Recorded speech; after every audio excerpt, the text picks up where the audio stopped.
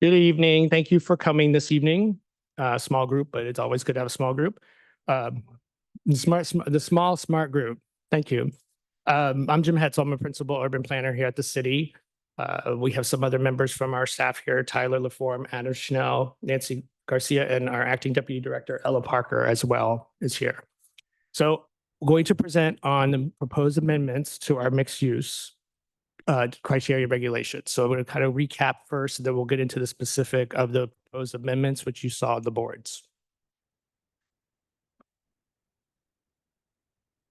So just to recap, the study area is along our major corridors, which is shown in the red on the screen on the map.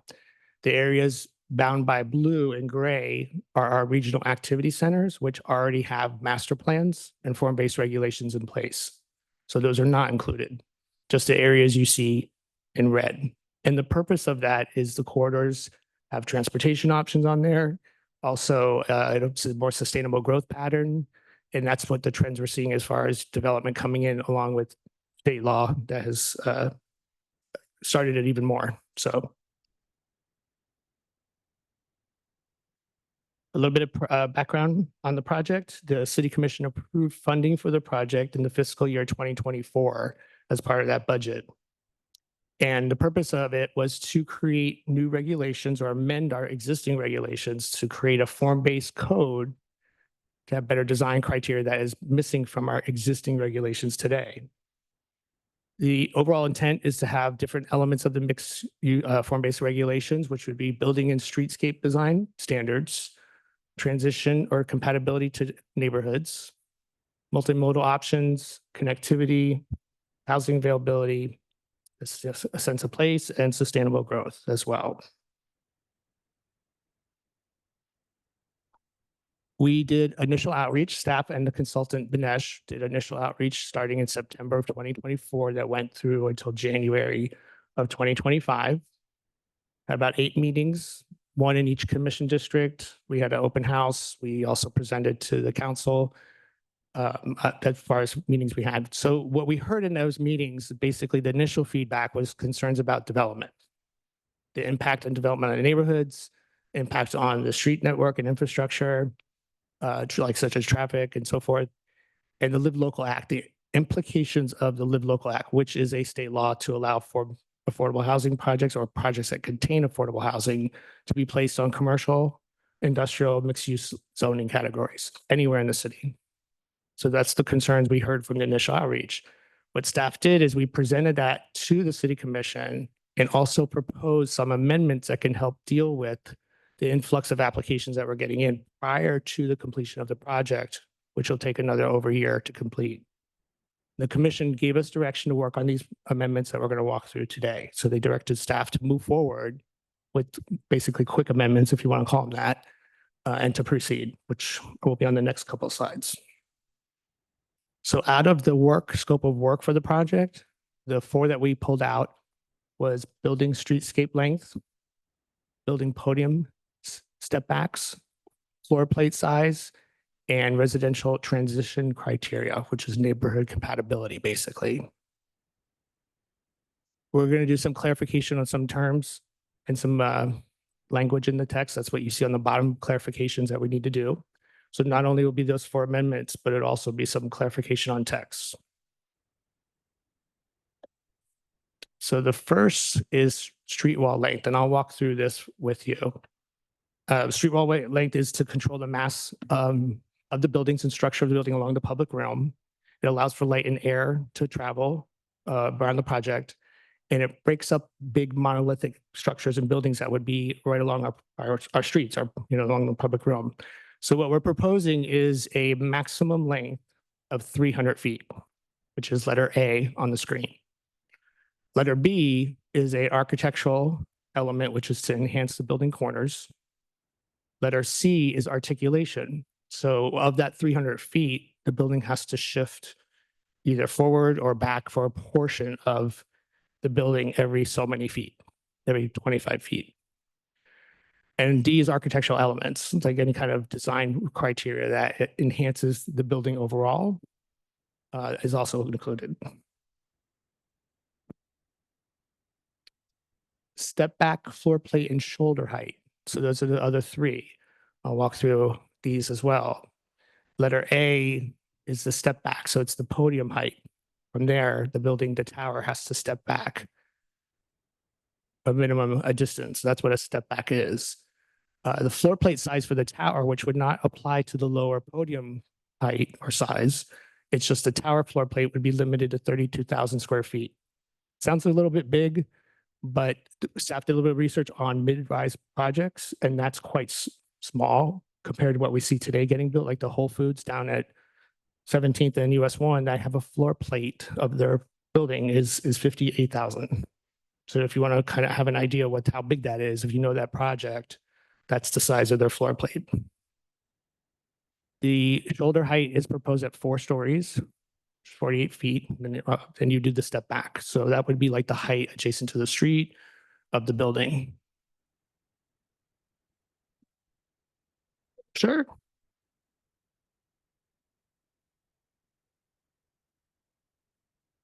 That's a good question. The minimum would be the distance that you can be to the front of the building. So you can have a maximum. I guess it's just either way. You could present it either way, like a maximum of 20 feet.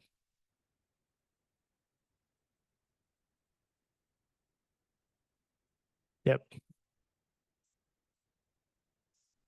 Oh, does it say minimum? Oh, I'm sorry. That should say maximum shoulder height. Yeah, yeah. I thought they were talking about the step back. I was like, that's minimum. Yeah, it should say maximum. Yeah, thank you for that. I didn't catch that.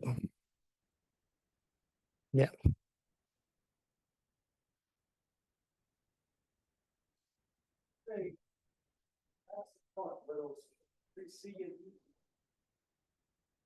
Whichever way it is, then right behind there is in our area, is residential. It's not like an industrial area. So how in the world did that square right there on the right corner be a house, not another building? So how is that? So it's a good question. What you see on the screen is the existing neighborhood compatibility requirements in our code today. I'll walk through it. What permitted height is 150 feet, which is letter A on the screen. The red dotted line and the blue dotted line are 2 indicators that you'll see on the slides coming, the following slides. The red line indicates where it can be built today. So the purple kind of wedding cake step back is a buildable area today that a developer can do following that red line. The distance that the purple area goes, or that wedding cake area, is half the height of the building. Using the maximum height of 150 feet, half of that would be 75 feet. So for a portion of that project, if for example on the screen, 75 feet of that has to do the wedding cake style step back. So that's existing today. If it's adjacent, the scenario is if it's adjacent to a residential, RMM 25.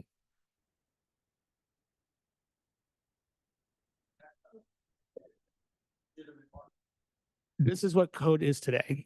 So if someone comes up with a project that meets this, they're meeting neighborhood compatibility. So it has this scenario has abutting property lines between the commercial and a residential property that is zone RMM 25, which has a maximum height of 55 feet. That's the scenario that you see on the screen. Code requires a wall, a buffer wall, and a 15-foot setback from the wall if it's on the property line. Then you start the compatibility requirements. This is what code is today. This is what someone comes in and meets us, then they've met neighbor compatibility. So what we're proposing is a couple different things. There's different typologies that we need to address, plus there's different character areas in the city. So we're trying to kind of cover all of it. So we looked at different scenarios, different typologies. This one is a 55-story building, possibly on a smaller lot that would never get to the height that would be permitted. And how it would be compatible. Well, we would increase the setback from the property line, again, using the RMM 25 scenario of the residential zoning that it's abutting. The wall would go up in height. So the buffer yard wall would go from 6 feet to 8 feet. And we would increase the setback distance from 15 feet to 30 feet. pushes the building forward. In this scenario, like I said, this is a mid-rise, a low mid-rise, basically something no more than 5 stories.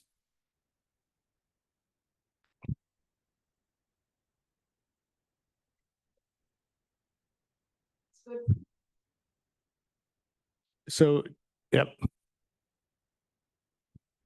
The whole building would move farther from the budding property line for the project. Yeah, and that area could be and that area could be used for open space requirements, which is the thing is they have other requirements they need to address, and that could help them meet open space requirements. Plus, we don't know out of this project effort if the open space requirements are going to increase based on analysis that the consultant is doing. Right now, it's based on number of units, but we don't have plaza requirements or other requirements that might, be satisfied with that increased setback distance, basically. Yes. Yep.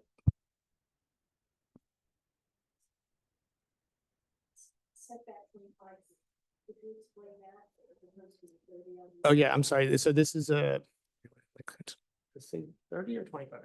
It's an M 25. My contact lenses. The residential side of the project of this screen, which is the RMM 25 district, has a rear setback of 25 feet. So that's residential zoning requirements for that zoning district has a 25-foot setback. That's what the code is today. I don't know if all the buildings are because you have legal non-conforming that may be closer because they've been there for so long, but the code requires 25 feet setback for that zoning district in RMM 20. Yeah.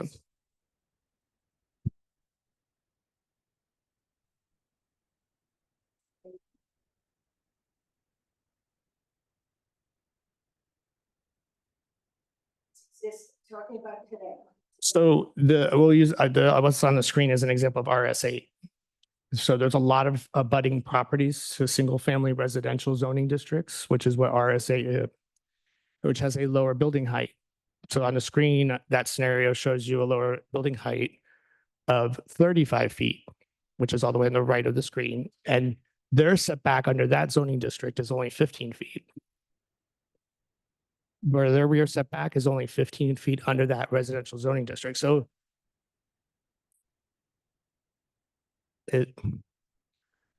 right, for that zoning district, yes.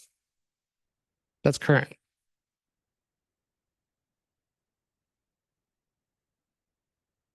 And he would now have to be 30 more feet back. So what we would propose for those properties that abut a single family neighborhood, which is what this scenario is, which has a less of a setback on the residential zoning part, we're proposing the 30 feet as well on the mixed use part. So you have a farther distance. Also, we're proposing that the height be limited to the 35 feet for a portion of the building. So it's more compatible with the residential zoning district. So there's different scenarios we have to plan for based on the zoning district that's abutting the project. Sure.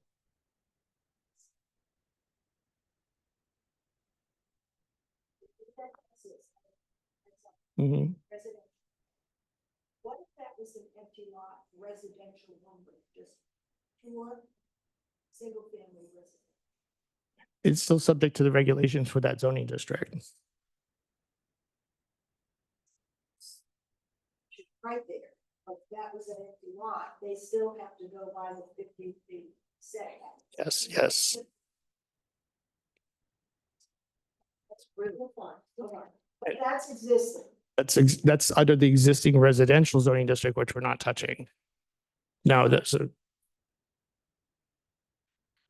the analysis we did, there's a huge portion of the corridor study area that abuts RS8 districts. So we had to look at that analysis, do an analysis based on that zoning district. So we brought for the mixed use project, the building height will be lower, as you can see, matching the RS8 district, and then you can go up.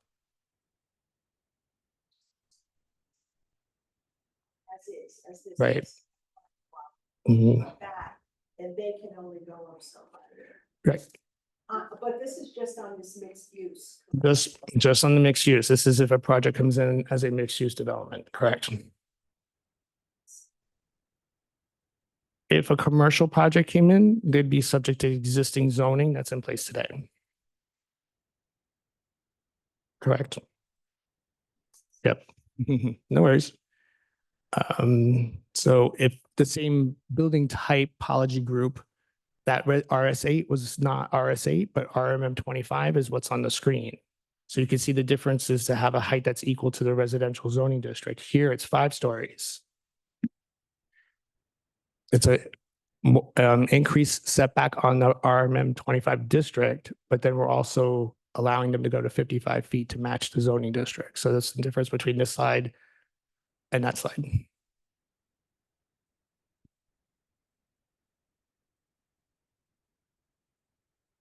Now, this scenario is a lot what we're seeing. We're seeing projects come in at a mid-rise construction, which is about 8 stories roughly. Seems to be the prototype that we see a lot of because of the construction costs. High-rise construction begins at 90 feet. And so the price jumps tremendously for building construction. Those along the corridors might not happen because of the cost of construction and the rents that you have to charge. But it could happen. But this scenario's typology is just for that 8-story height, basically.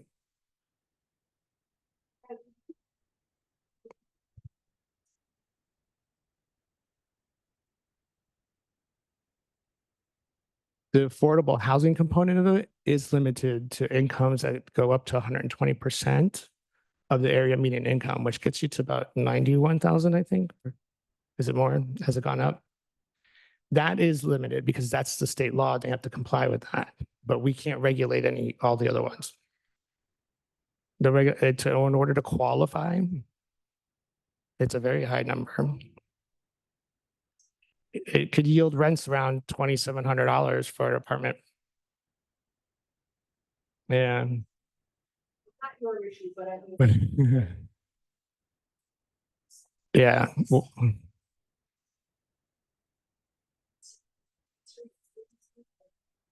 yes. That because it's the way if you don't know about the live local, which is the state law, we cannot regulate density, height, or floor area. The property owner gets to seek the height within 1 mile of the site. The one on 17th Street is in 1 mile from downtown, which has a height of, or near downtown character area, which has a height of 30 stories. So they can go up to 30 stories. Yeah. Yeah. Yeah. So the last building typology group is 3, which is the scenario of a larger project, a taller building, using again the RMM25 zoning district because that's the majority of what's abutting the corridors. This just shows you a larger building and the step back requirements, and the setback are all the same. So it just gives you like the tall building. Well, that's the South Rack. So that has its own master plan form-based regulations. This is just for the corridors. Yep. The last item is what we're calling a frontage zone. Some of the feedback we received from the public was to make sure there's enough space for street trees because of the challenge which other agencies have jurisdiction over the road and there's requirements that we have to follow. We're proposing 2 different scenarios depending on the width of the road.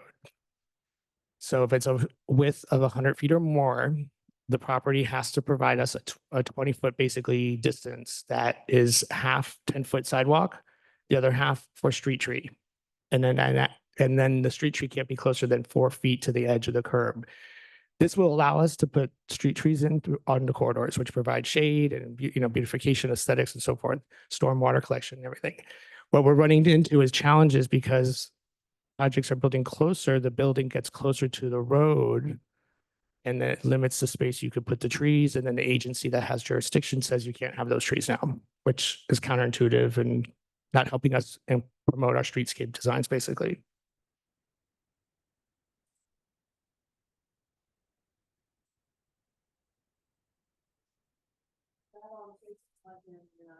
So you're actually introducing that 20-foot setback. Across the board, right now we have a section of code that's called inter-district corridor, but it's not throughout the study area that has a 20-foot distance.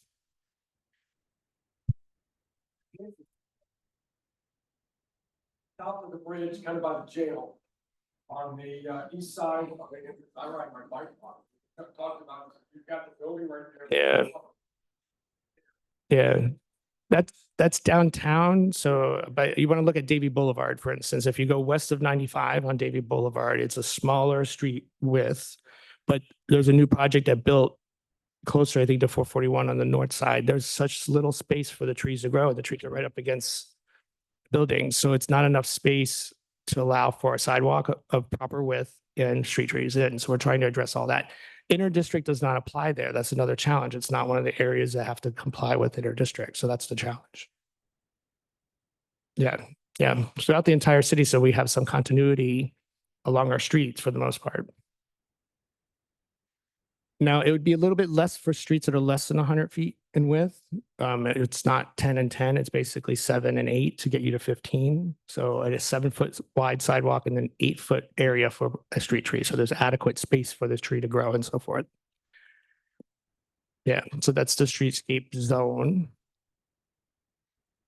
So we're trying to get this done quickly to help the community, but also we know the project overall still has to get done.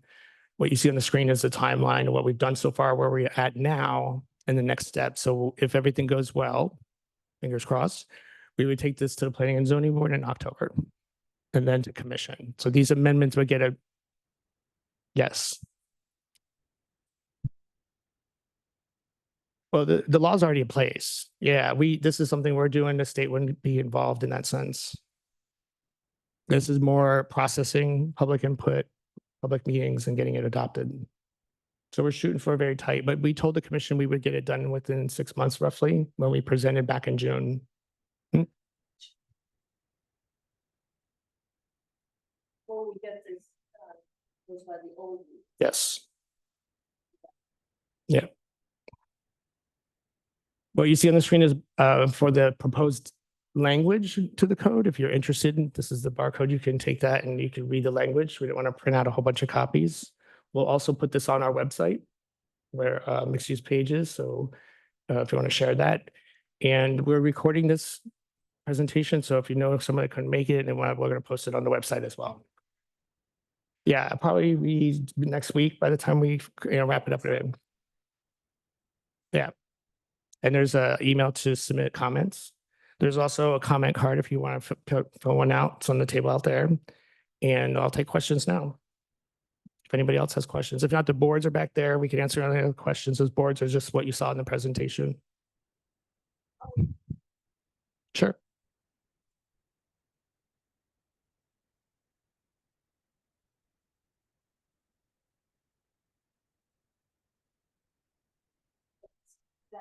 Mhm. This is the study area, what in red, yes. Change that.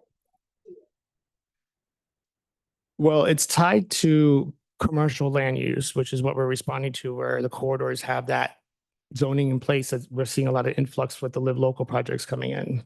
So if you look at a map for Live Local, it's a little bit more expansive than this. We put this together. If it needs to be expanded, we probably have to get our commission to give us direction because this is what they know. It could if it had to, but it has to logically make sense for the intent, the planning rationale that we're doing. Basically, we can't just add a property somewhere off, it has to make sense for our. No, our intent was to look at the corridors that had commercial frontage that lacked form-based regulations, which is what you see in red. Yes, very, very few, I think, have maybe the residential zoning in the back or something. Sunrise Boulevard is very interesting because the lots are not very deep, but a lot of properties have split zoning. Is then if a developer was coming in and saw a lot on Broward Boulevard abutting a residential area and said, it's not zoned commercial, something else. We want to change it to go with Live Local. So once you change it, you get kicked out of Live Local. So Live Local is administrative approvals, meaning staff level approval, if you meet all the regulations that the state requires, and also all of our zoning regulations. Stay in place. If they want to rezone, then they're not eligible. They're basically, because the law says no quasi judicial or approvals none required. If someone proffers to change it, then it's not live local anymore. Or if they don't meet the requirements, they do not live local. Yeah, and they could rezone the property if they wanted to rezone and it meets our comprehensive plan, if they could. Yeah. But that's a process that if it doesn't make sense if someone's doing live local because you don't have to go through that now. So to do it and then do live local, I don't think any developer property owner would do that exercise. Yeah.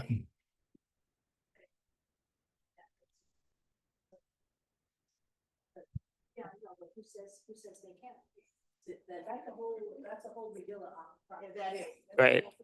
So if, It is a big process, so it's not so easy, no. to rezone, you could rezone if you are you comply with our comprehensive plan, and regardless of live local, you can rezone properties. It happens all the time to match the land use plan.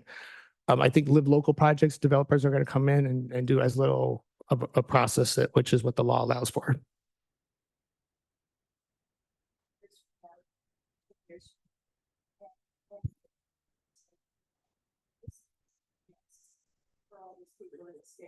They could if they want to. I mean, the state laws preempt local laws. So the state has been very aggressive in adopting certain type of laws, which takes away our hometown rule, basically, which is frustrating for local communities, I think, because it's like it overrides us. Our hands are tied. We can't change that stuff. State law. Yeah. Yep. South side, state road. That is on the north and the south side of State Road 84. It depends on the zoning, the properties that are, so what you see in red, majority of it is commercial zone. There's a. So eliminate what Tim just said. The red follows not the property line, the zoning. It follows the zoning line. It changes. Oh, it follows the land use. I'm sorry, future land use. Adam was correcting me. But most of the time it follows property lines. There's some nuances where it's not, it doesn't line up, but for the majority of it, yeah. Yeah. Any other questions? Yes.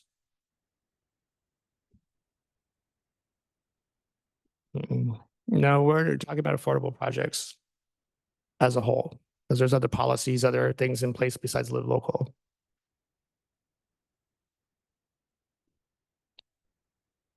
Well, the code doesn't need to go there and say it because the state law already allows for it. What it says is affordable housing projects are permitted. No, we probably wouldn't specify. We might reference the state statute section maybe, but yep. Okay, any questions? Great. You're welcome. Thank you. Have a good evening. Thank you.